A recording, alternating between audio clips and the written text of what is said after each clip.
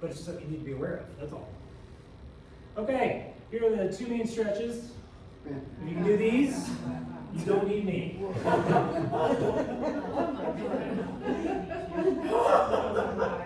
Now, here's the funny here's the funny part.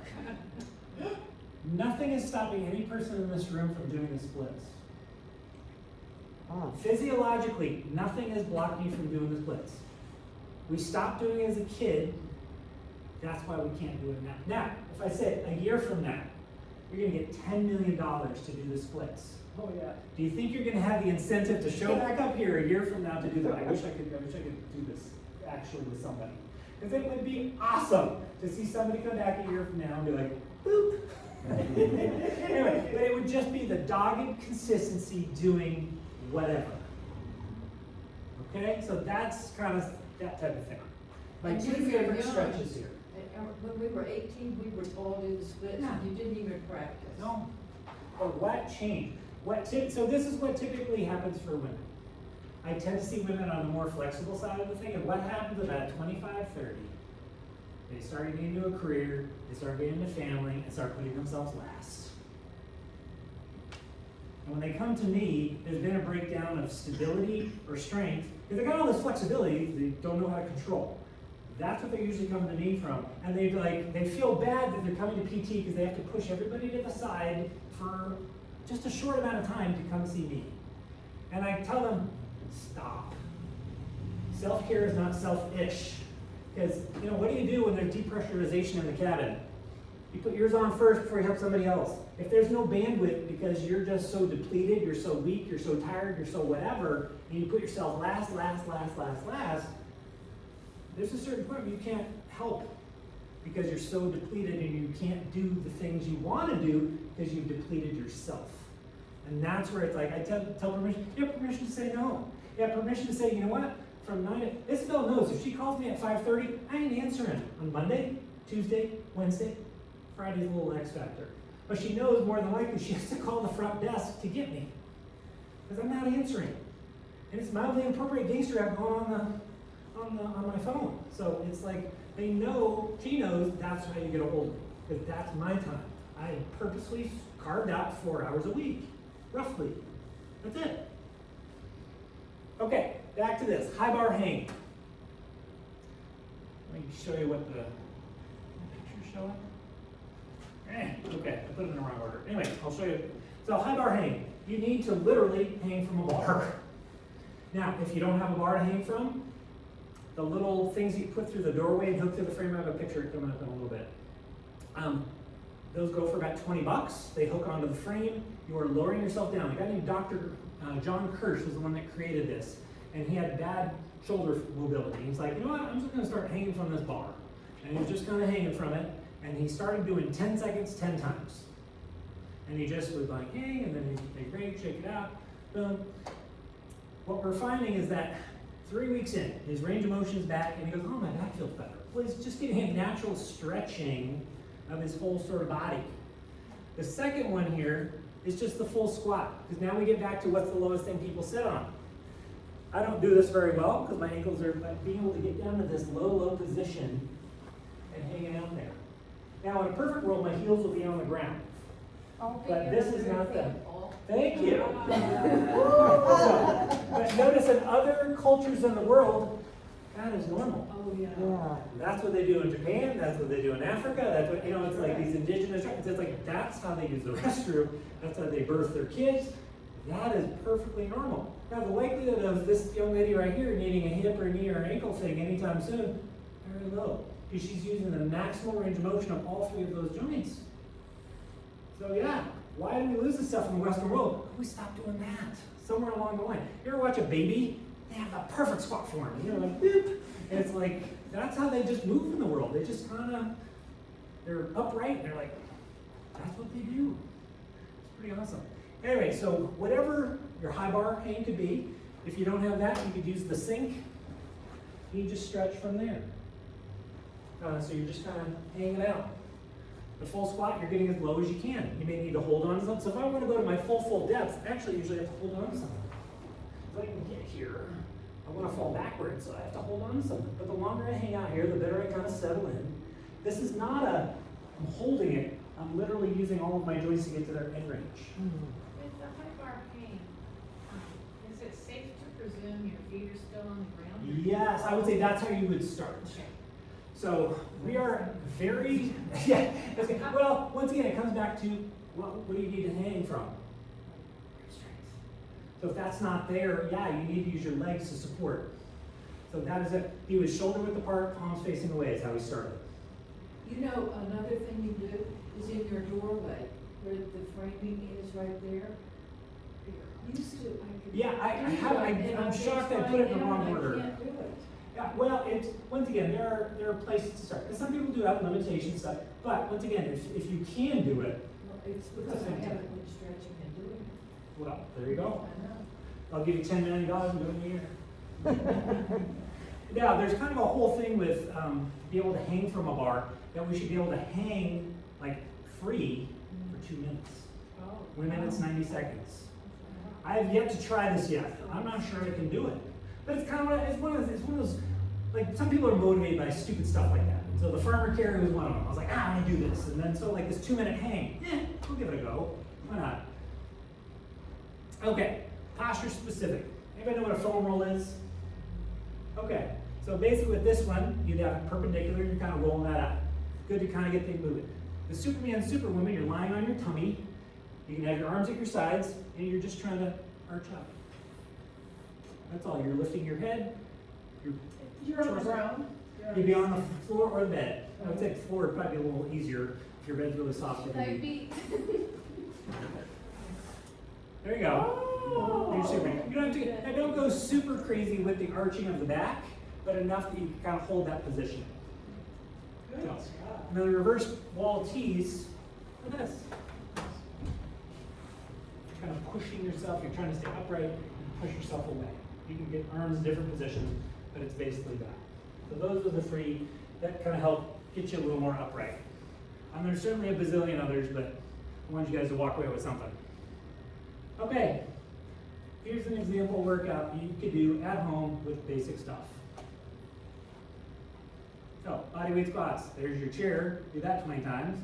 Now, once again, if 20 is too much, you know what you should do? 10. If you can't do 10, do 5. Like, I don't particularly care what the rep scheme is, but this is all stuff you have at home. Because I know you got a countertop, I know you got a chair. Whatever you want to carry in one arm. That's a suitcase carry. A farmer carries weights with both hands, suitcases one hand. I'm dying to see the research for the suitcase carrier. Because you got to think, with farmer carrier, you're evened out by the weight being even on both sides. The suitcase carrier, someone's got to be stabilizing on the opposite side. Now, does that mean I got to carry 210 pounds? I don't know if that's going to happen. But anyway, I'm curious when that research comes out. A bent over row. This is starting the old lawnmower. That's a bent over row. And then the jumping in place. So, you go through that, you wait 2 minutes, do a second set. Go through it, wait 2 minutes, do a third set. Now, if you're just starting, you may just do one. I do a similar version of this. I had to take a year off to do some medical stuff. I came back, it was 4 leg exercises that I normally do back to back to back to back. I got through the body weight squats, 20, I did 2 lunges, and I had to stop. Because I felt like I was going to pull a muscle. And I had to check my ego and say, wow, how the mighty has fallen. But it was smart to stop. Now, I could have just nailed it in and kind of done some silly stuff. I was like, you know what, I want to keep the quality with my quantity. So it took me another 3 weeks to get through 1 set of my normal routine. It took me 2 more weeks to get through 2 sets. It took me 3 more weeks to get through 3 sets. It took me basically 3 months to get back to normal. But that was the smartest thing, because had I pushed it and not listened to my body, I could have easily pulled something and injured myself, and then we're right back with another problem that I didn't have prior because I wasn't listening. You gotta listen to your body. I guess the question is how do you know when you need to keep pushing to get stronger, and when, because sometimes you can be like, well, I'm just tired, I gotta listen. Yeah, there's a concept of thirds. And a third of the time, you're about where you feel like you should be. A third of the time, you feel really good. So that's the day you kind of push it. A third of the time, you're gonna feel a little under your what? Like last week, 10 pounds felt easy, and today, 8 pounds feels heavy. That's that bottom third. And if you're consistent with your routine and that third, you're gonna kind of cycle through that. And that is perfectly normal for athletes, and I think it's perfectly normal for human beings just in general, because I've totally experienced that. The story I told earlier of like coming in going, oh, I'm just tired, I'm not gonna really do much today.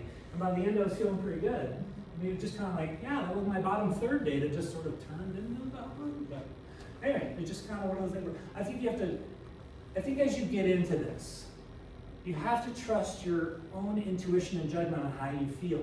Because yes, some people are super comfortable pushing themselves to the limit.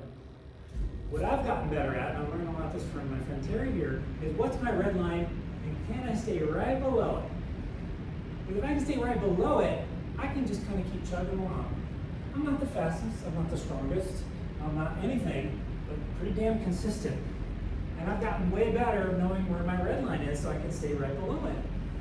So yeah, I think we're all good at something. And so there's a handful of things I do really well. I can keep up with just about anybody. If there's a handful of things I do really well. If it's a burpee, yeah, I'm not gonna be able to hang too much. But there's a pace that I can kind of stay at slow, that I can keep churning them out. And so it's like, once you kind of know where that is, but you have to be doggedly consistent to be able to figure that out. Because yeah, I would, when we go back to that spotlight analogy, stain your greens and yellows. And I hope when you get into the yellows, you're a little more alert of like, okay, how much more of this yellow can I take? Because I could easily slip into a red and I don't want that. So that's where I'd say err on the side of less than more when you're starting. Like when you start doing calf stuff, it's like, ugh, yeah, you don't want to do a bunch because you're going to be sore for days if you do way too much. So, all right, here's my mom. She's 87. She's about 5'5", 105 on a day. This is a picture my brother sent me from this weekend. Not bad from a standpoint. Her posture is getting worse, and I've noticed this over the last 2 years. That doesn't look super horrible. I'm pretty sure she was purposely, because I told my brother to get a candid photo, and he didn't. But once again, So, this is my mom's routine. I gave her about a month and a half ago. So, I asked her, what are you doing for exercise? She goes, well, we have our 8-pound weights and we do curl to press during the commercials during golf. And I was like, what are you doing? How often do you go to yoga? Once a week. I'm like, that's not enough. What are you doing for your legs? She says, nothing. So I called my brother, he lives a mile away. I said, bring the lightest kettlebell you have. He had a 25, so I was a little nervous about this. And so he brings it in, sets it down, I said, Mom, can you pick that up? She walked over there and picked it up. And I said, okay, here's your routine. You're gonna pick that up 3 sets of 5, 3 days a week. Then you're gonna do the suitcase carry for a minute on your right, suitcase carries on your left. The newest thing I added for her, she's gonna keep doing the curl to press thing, is jumping in place. Because now we're going to that, she's got osteopenia.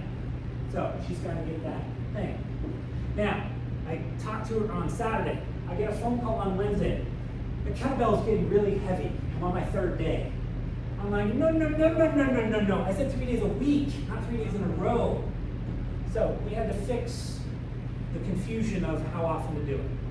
So she's on vacation this week for this next month, basically in Prince Edward Island, and she's like, yeah, I'm not gonna bring the kettlebell with me. I'm like, I know, Mom. So but you'll figure out what you can probably do while you're out there. Anyway, here's mine. This is what I do. So, 2 days a week I'm doing a CrossFit Light course class. It's an hour long. I walk in, what's on the board I do. If I have to modify the weight, I do. Nobody ever questions me. No one cares how much weight you lift. 0 people care. If you use the 5, great. If you use the 50, great. No one cares. So I pick up what I feel like I should work with that day. The HIIT class, the acronym stands for High Intensity Interval Training. That's what HIIT stands for. That is a 45-minute class. It's on Tuesdays and Thursdays at the NIAC. It's basically you choose your weight, they've got the stuff on the board, and you're going to do different stuff. You're going to try to keep turning around for 45 minutes. I take Thursdays off ideally, and then Friday, that's my day. I got whatever I didn't do on Monday, Tuesday, and Wednesday, I throw it on Friday. There are certain things I'm working on as my Olympic lifting that I'm working on this year. So on Friday, I always do a handful of things every Friday. So, that's kind of my routine. Now, on the ends of each of these classes, I'm trying to take 5 or 10 minutes to stretch. On top of any time I can fit it in during the day. So, sometimes I do it, sometimes I don't. But I have no one to blame but myself if I don't work on it. What's the metabolic conditioning? That's basically something where I'm getting my heart rate up. Could be jump rope, it's something where it's a lighter weight and I'm getting my heart rate moving. It's kind of very similar to the HIIT class. You're doing something where getting moving. That could be bicycling. Absolutely, absolutely. Could be biking, could be jump rope, could be rowing, could be any number of things.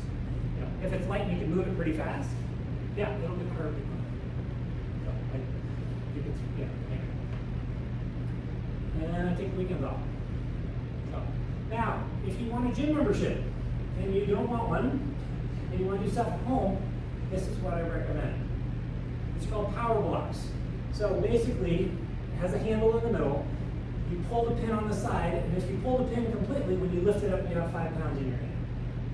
You put the pin in wherever you want it. They have ones that go from 5 to 25, and ones that go from 5 to 50.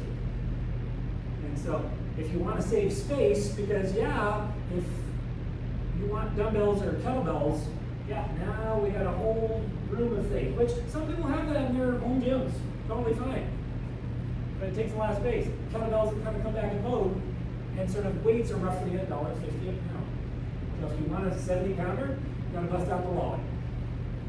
Or a 5 pounder, maybe that's $20-ish, maybe a little less. So here's that high. Sorry I didn't put this close to the other one. So the high bar hang, this would be the classic thing you hang from. I'm getting remembrance of like junior high PE or something like that. But here's the through the doorway thing you're talking about. So this one goes, it hooks in on the back of the frame on the back side. Now you don't want to be jerking this around, but if you get it there and it's stable, it's using this as some leverage on the frame on the back side. So hanging straight down where your legs are touching, you can do your high bar hang there. Now, if you're trying to work into your row, the TRX systems are great. You have to attach it to something stable. That's the biggest thing. But basically some type of suspension system. I've seen it with ratchet straps and like gymnastics rings. Doesn't have to be super expensive to be helpful. So, if you can kind of change it, the attitude about it. You don't have to do any of this stuff. You get to do it. And it's not a matter of like who's got worse or whatever, but I see people all the time that would kill to be able to walk in and out of this room. And so it's like, you know, if we can like, all right, let's maybe work with what we have to keep maybe what we're doing a little bit longer. I think it's maybe worth kind of putting in the time and effort. You really don't need a scale. How you feeling? Medicare Advantage pays for gym memberships. On the far left there on the table, that's what the NIAC uses to double check your sort of insurance stuff. I reached out to Anytime and Snap, and they did not get back to me by the time of this talk. I know they have similar programs, but I understand Medicare Advantage pays for it. You gotta find what works for you. Be kind to yourself. You know, there are times where, you know, I'll just like, my classic thing, especially on a Friday, if I put it on my board, we have these little dry eraser boards, I'll put my workout in, and there was one time where I was supposed to do 5 rounds, and I got to 3, and I'm just like, I'm done. I'm just done. That's okay. When you've been doing it on a consistent manner, it's not a big deal to take a day off, or even a week off, or go on vacation for 2 weeks. You'll be just fine, and you'll come back and you'll feel good. But if you take 3 months off, you're starting back from pretty much zero. So you just gotta be aware of that. Dedication is a consistent bouncing ball. Motivation is a bouncing ball that drops. Dedication is that consistency showing up. What you're doing now will be your warm-up next year. Okay. Done a lot of talking. Any questions? You didn't talk about alcohol. It's sugar. And basically, 2 drinks for men, 1 drink for women. Tends to not be too bad. You go above that, it starts to mess with systems. Basically, What's the downside of your body though? well, it's just sugar. And then insulin has to blunt it, and then now you're going to, it's basically like when you have high sugary foods, insulin has to blunt that. And if you have any compromise to that system, where's that sugar gonna go? Now, when we're talking about where does sugar love to go, muscle if you have it, if not, build it. Because that's what will help dump that sugar. I'm not saying I'm doing it so you don't drink it, but it's just kind of, it's one of the things here, but, no, there's a level of anything, if you get over the top, it's gonna be detrimental. Drink too much water can kill you. How many ounces do you consider? It depends what you're drinking. I mean, classically, it's 8 ounces of a spirit and 12 ounces of beer is what the classic number. I think it's like 8 ounces for wine or something else. Or something like that. Those are kind of the basics. It's like a typical one serving of. You see the big glass of wine. Hey, we have one glass of wine. Good question. In countries or big cities, I don't know if they've been in Moscow, I don't live here, but, in places where in parks people gather commonly Asian and doing the Tai Chi and Tai Chi and all yeah, that. Qigong. Have you ever seen any studies that show they fall less?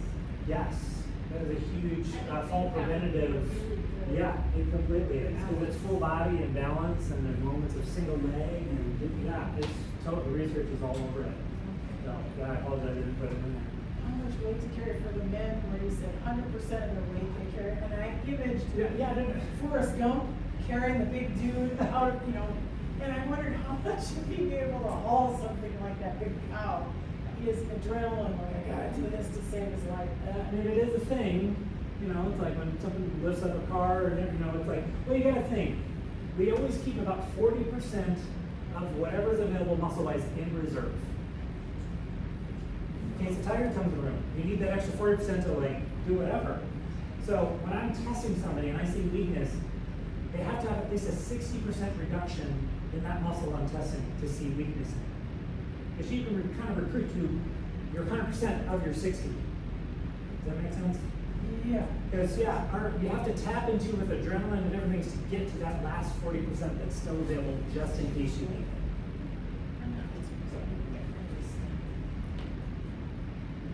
Thank you so much. I so appreciate this. Yeah.